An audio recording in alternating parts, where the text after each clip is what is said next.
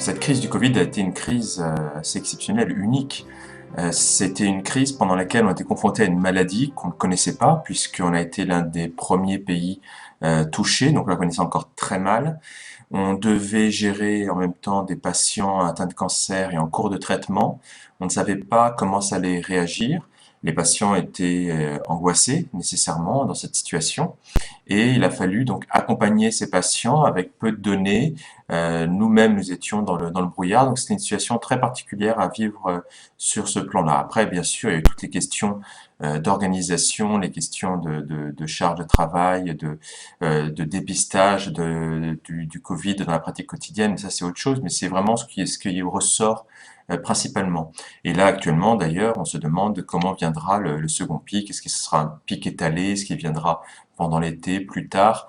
Et toutes ces questions-là font que nous sommes encore dans le flou et on navigue finalement à vue avec nos connaissances passées de la cancérologie, de l'immunologie et les connaissances que l'on acquiert quasiment au quotidien sur le Covid-19. Ça a été une question importante puisque on connaissait mal cette maladie, donc il fallait qu'on puisse la connaître le mieux possible, qu'on puisse partager les informations le mieux possible. On aurait pu se dire, par exemple, si on avait eu le temps pour s'organiser, on met toutes les informations au niveau mondial. Quand on a des cohortes de patients, on les réunit tous sur un seul serveur, par exemple, où on pourrait voir des statistiques, comparer différentes cohortes. Ça aurait été dans un mondial. Ce qui s'est passé, c'est qu'on a travaillé dans l'urgence et donc chaque pays, chaque centre, chaque groupe a publié ses propres patients, ses propres cohortes, pas toujours avec d'ailleurs les mêmes recueils d'informations. Il a fallu donc quelque temps. Les premières études ont été les plus importantes en termes de poids, puisque comme c'était les premières, c'est celles-là dont on a parlé le plus. Et on raisonnait à ce moment-là sur très peu de malades. En oncologie, on raisonnait sur moins de 20 malades, donc c'était très difficile de conclure quoi que ce soit. Donc ça a été un vrai enjeu de pouvoir partager le plus vite possible. On a vu exploser sur un plan, en tout cas médiatique au moins, les prépublications. Donc ces publications qui ne sont pas encore en ligne, qui n'ont pas encore été revues par les pairs, mais qu'on met à disposition parce qu'on trouve qu'il y a un caractère d'urgence à diffuser l'information. Mais c'est aussi associé à un risque de biais, de mauvaise qualité aussi de ces publications. Donc il y a ces prépublications qui ont pris de la place et avec un risque de défaut justement de qualité. Et même dans les publications, en fait, on a vu des cohortes potentiellement biaisées, parfois même dupliquées. On retrouve des cohortes qui ont été publiées au moins 2 fois, qui ont été publiées dans des grandes revues, qui ont été publiées souvent très très vite. La revue par les pairs a été très très rapide, ce qui veut dire qu'on n'a pas eu les mêmes seuils d'exigence pour les publications. Et ça, c'est ça le vrai défi en fait. Ça a été de pouvoir communiquer très vite, partager très vite l'information, tout en étant le moins biaisé possible. C'est pour ça que, dans un sens, si on avait pu peut-être avoir des données brutes et travailler sur des données brutes de cohortes, ça aurait été pas mal. Mais là, il a fallu aller chercher les publications dans les différents journaux et les lire, essayer de les critiquer, de les comparer. Les systèmes d'information clinique ont été importants et auraient pu même être plus importants pendant cette crise, c'est-à-dire que nous avions besoin d'informations cliniques rapidement, puisque nous prenions en charge les patients qui arrivaient, le pic épidémique, et en même temps, on n'avait pas le temps de lire la littérature, puisque on était à du 200-250 articles sur PubMed tous les jours à propos du Covid. Sur ces 200-250 articles, il n'y en avait qu'une poignée qui était intéressant, et si on s'intéressait à la pratique oncologique et plus globalement le Covid en général pour avoir une idée des facteurs pronostiques, il y avait peut-être 1 ou 2 articles par jour. Beaucoup de ces articles étaient beaucoup moins intéressants. Et en cela, c'était difficile parce que justement, c'est comment faire en sorte que le clinicien qui est dans l'activité urgente puisse avoir accès à ces informations. Et ça, c'est un véritable enjeu. Il y a eu bien sûr des outils développés par des sociétés savantes, en premier lieu les sociétés savantes d'anesthésie et réanimation, puisque c'était eux qui étaient en première ligne pour prendre en charge les patients graves. Il y avait des newsletters qui ont été mises en place. Il y a eu des newsletters également institutionnels. Et il y a eu des outils plus systématiques, pas forcément très pertinents, des outils en fait qui allaient rechercher sur PubMed automatiquement tous les articles Covid et qui les recensaient. Et ça pas forcément, ça nous aide pas forcément beaucoup. En fait, il faut qu'il y ait l'intelligence humaine pour analyser l'article derrière. Par contre, ce qu'on observe et qui pourrait peut-être travailler pour le futur, c'est qu'il y a eu beaucoup d'énergie qui a été mise là-dedans. On pourrait imaginer dans le futur justement des outils communs trans-pathologie, trans-spécialité d'organes, pour justement qu'il y ait moins d'énergie au total, mais peut-être plus focalisé. Ça peut être une piste pour le futur. Ce qui est ressorti aussi, c'est que tout le monde ne lisait pas forcément les newsletters, parce qu'on n'a pas forcément le temps non plus de lire ces newsletters ou ces revues systématiques qu'il y avait sur les sites des sociétés savantes. Et ça a beaucoup été par le bouche à oreille entre guillemets, c'est-à-dire que très vite sont développés soit des groupes de réseaux sociaux de type groupe WhatsApp par exemple, soit des boucles de mails où les gens pouvaient réagir sur un article, commenter un article. Un collègue envoyait un article en disant tiens, j'ai l'impression que cette drogue visiblement ne marche pas selon cet essai clinique. Qu'est-ce que vous en pensez? Et chacun peut y aller de sa réponse. Il y a des gens qui se sont distingués pour lire plus la biblio, donc qui commentaient plus en profondeur l'article, pour avoir des statisticiens qui réagissaient également et donc faisaient leurs commentaires là-dessus. Et ça a été une plus-value faite et ça a été très pragmatiquement mis en place rapidement dans les hôpitaux.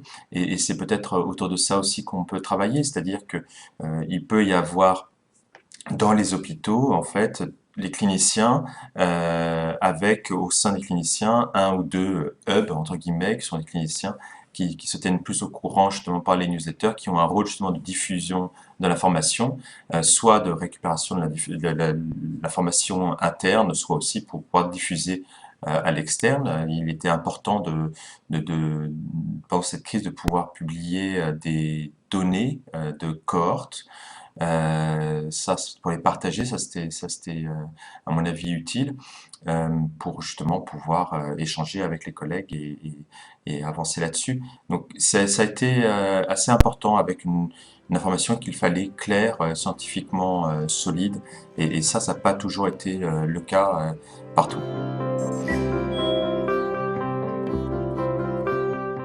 Les solutions à envisager justement pour la prise de décision en temps de crise, comme je disais tout à l'heure, euh, il faut que l'information circule vite. Ça, c'est une évidence. C'est ce que tout le monde a compris très vite et c'est ce qui s'est mis en place. C'est pour ça qu'il y a eu tellement d'articles publiés aussi vite.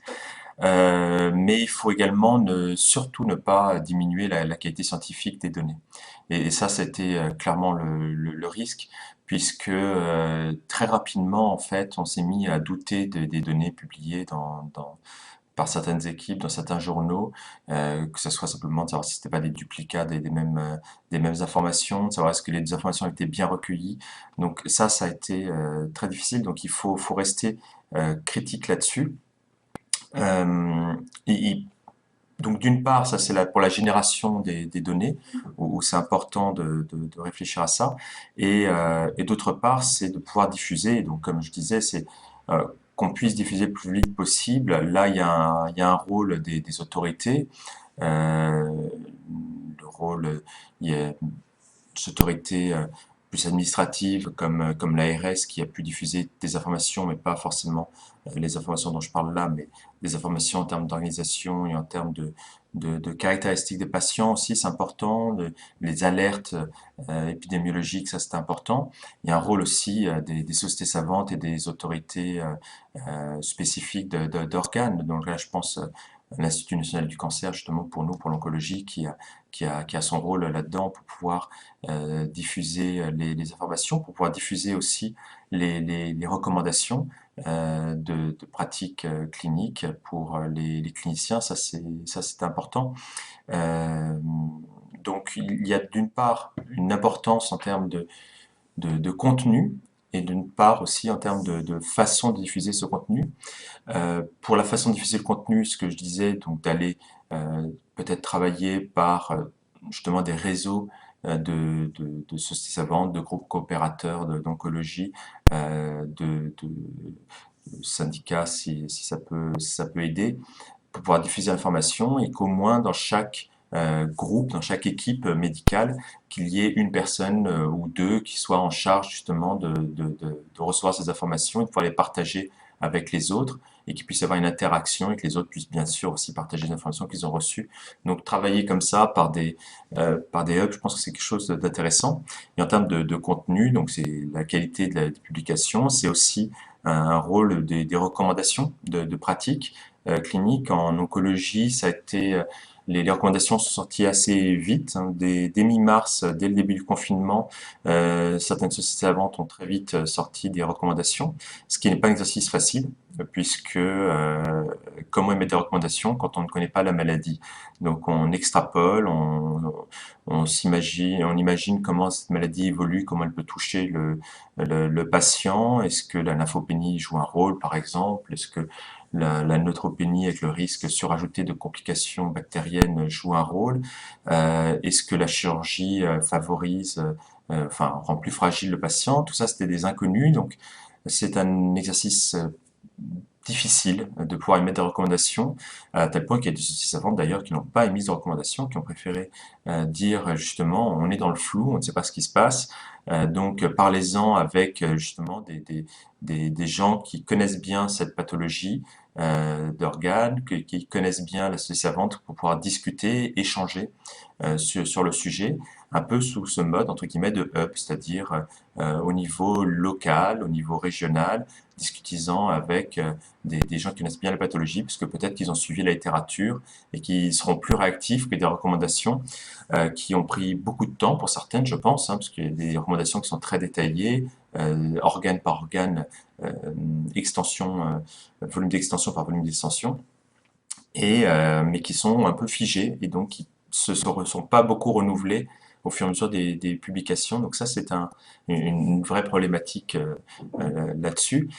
Et donc, c'est peut-être réfléchir aussi à des nouvelles façons de faire des recommandations. Ça aussi, ça peut être quelque chose de pertinent, puisqu'il y a d'une part, dans cette situation-là, il y avait la composante Covid et cancer. Qu'est-ce qui se passe si un patient qui a un cancer euh, souffre également du Covid, mais également comment on traite un patient dans une situation de crise Covid où on a moins de lits en hospitalisation et moins de lits en réanimation.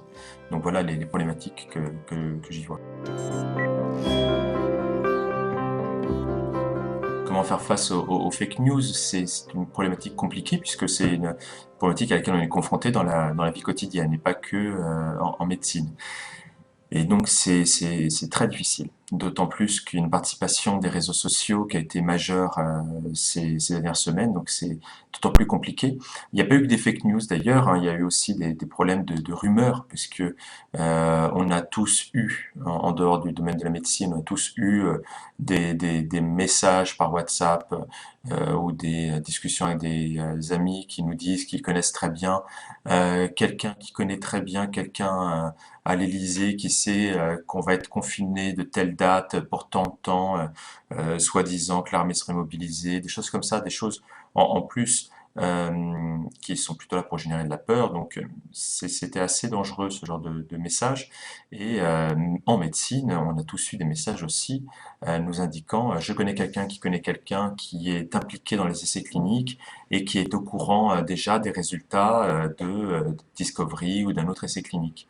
Et ces messages-là, ce qui est ironique, hein, c'est bien la preuve, c'est que on les voyait début avril et que là on est mi-mai et on n'a toujours pas les résultats de ces essais cliniques en question puisque le recrutement n'est pas suffisant. Donc ça montre bien que ces rumeurs étaient fausses. C'est un processus classique.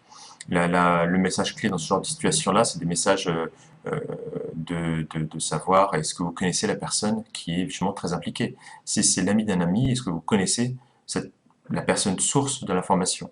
Si vous ne connaissez pas la personne source de l'information, c'est que vous ne pouvez pas croire cette information. Point, c'est tout. Et ce genre de choses-là, c'est des choses qui sont réflexes. Maintenant, dans les générations les plus jeunes, qui sont en tout cas qui ont la culture de la critique des informations venant d'Internet, et c'est quelque chose qu'il faut acquérir, et c'est quelque chose qu'il faut diffuser dans la population générale, pas que en médecine. Donc il faut se méfier de ces rumeurs. Et concernant les fake news, c'est d'autant plus compliqué que c'est pas exactement des fake news. C'est-à-dire euh, il y a bien sûr eu des fake news. euh, c'est compliqué parce que il y a eu des fake news par des gens complotistes, entre guillemets, comme d'habitude. On y est confronté au quotidien. Au quotidien, il y a des gens qui nous expliquent que le cancer n'est pas une vraie maladie, que ça a été fabriqué pour vendre du médicament ou que sais-je encore. Mais il y a également eu ce qui aurait dû être du débat scientifique. C'est-à-dire qu'on a au quotidien des questions autour de euh, comment on interprète des données, comment on interprète un essai clinique, euh, comment on interprète des données de cohorte, puisqu'on pense à des données de cohorte, parce qu'il n'y a pas beaucoup d'essais cliniques actuellement qui ont été publiés. Et il y a du débat, ce qui est normal. Par contre, si on regarde objectivement les données, on peut les classifier, on peut dire si c'est des données provenant d'un essai clinique randomisé, est-ce que ça a été fait dans de bonnes conditions, est-ce qu'on a plusieurs essais cliniques concordants, est-ce que c'est discordant. Donc tout ça, c'est des critères qu'on utilise au quotidien, mais qui n'avaient plus lieu d'être visiblement pendant la crise du Covid, et ça, c'est problématique, puisque après, on s'est mis à raisonner dans les médias, même généralistes, sur des cohortes de quelques dizaines de malades où le clinicien disait bah, tiens, moi j'ai l'impression que mes patients vont mieux quand je donne tel médicament. Ce qui a donné lieu à des prescriptions absolument aberrantes de traitements sans aucune preuve scientifique. Ce qui a été un problème également puisque ça a été des patients en moins inclus dans les essais cliniques et ça, ça c'était problématique. Donc, lutter contre les fake news médicales et scientifiques, oui, je pense qu'il y a déjà une dimension culturelle à acquérir dans la population générale. Je pense que les médias doivent être... je pense qu'il y a aussi quelque chose de culturel à apprendre aux médias sur les données scientifiques, les données médicales. Je pense que j'ai l'impression qu'ils se sont améliorés au fur et à mesure du temps. Ils sont devenus plus critiques eux-mêmes, mais il est, à mon avis, facile de leur faire comprendre justement comment on évalue des données médicales et travailler là-dessus. Si au moins les médias vont dans le même sens que nous pour nous aider à faire comprendre à la population générale comment on analyse les données médicales et scientifiques, je pense que ce sera quelque chose d'important. Et pour les collègues, je pense qu'il faut, entre guillemets, rester calme. C'est-à-dire qu'effectivement, c'est une situation où on avait envie de trouver des traitements pour aider nos malades. Peut-être que certains ou certaines voulaient trouver le traitement révolutionnaire qui aurait sauvé tout le monde, mais je pense qu'il faut prendre des choses à froid, même en période de crise, en période d'urgence, regarder les données, être toujours aussi critique sur les données, interroger, ne pas se fier à des prépublications, vous demander à voir justement les données, comment ça a été réalisé. Et c'est seulement comme ça, en augmentant nous-mêmes notre niveau d'exigence, que on pourra essayer de lutter contre ces fake news. Alors là, justement, c'est difficile, donc parce que la bonne diffusion des informations scientifiques, ça, je crois qu'il y a eu beaucoup d'outils qui sont mis en place. Chacun avait ses propres outils. Je pense que des outils je pense qu'il y a il y a d'une part des outils qu'on peut avoir qui sont généraux sur le Covid. Après, il peut y avoir des outils plus spécifiques concernant une pathologie, donc l'oncologie par exemple, des outils qui diffusent, encore une fois, j'ai déjà dit, mais des newsletters, des sociétés savantes, des outils de cette forme-là. Travailler encore une fois, comme je disais, avec des hubs au niveau des institutions, des hôpitaux, des services, et ça. Et sur la question, parce que dans la question, c'est les bonnes les diffusions d'informations scientifiques et validées. Euh, c'est toute la question justement de ce que c'est qu'une information validée, c'est-à-dire que la science n'est pas toujours blanc-noir, il faut qu'il y ait de la discussion, il faut qu'il y ait du débat entre les pairs, justement. La reconnaissance de la qualité d'un travail scientifique, vient des pairs et non pas de sa publication. Et donc, elle n'est pas validée comme ça instantanément. Il faut qu'on puisse y réfléchir, il faut qu'il y ait d'autres données qui viennent et qui corroborent. Donc c'est ça aussi la question, c'est qu'est-ce qu'une information validée?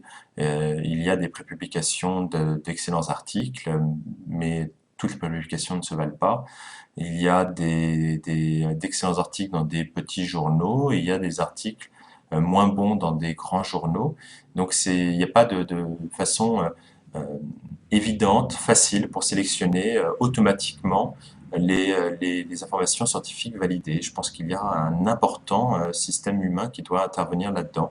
Il y a beaucoup d'équipes dans le monde qui ont essayé de développer des outils algorithmiques d'intelligence artificielle pour sélectionner les données. Je ne pense pas que ce soit un bon moyen. Je pense qu'il faut peut-être que ces outils-là puissent aider à faire un premier filtre des données de mauvaise qualité sur des critères objectifs, mais derrière qu'il y a un vrai rôle humain pour, euh, pour valider ou non l'importance de ces données scientifiques. Et ensuite, c'est à la communauté d'échanger, de discuter autour de cela pour voir si c'est des données validées.